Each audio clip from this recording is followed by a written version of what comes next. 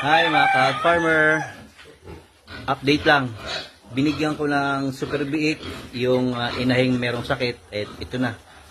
Yan, kumakain na. So nung nakaraan puro tubig-tubig lang. Ngayon kumakain na. Yun, medyo okay na ito na stepping stone para makabalik sa maayos niyang katawan.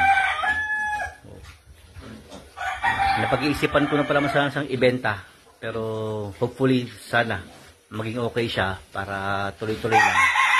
Ayan. Oh. Super biik. Alagang bimeg. Thank you.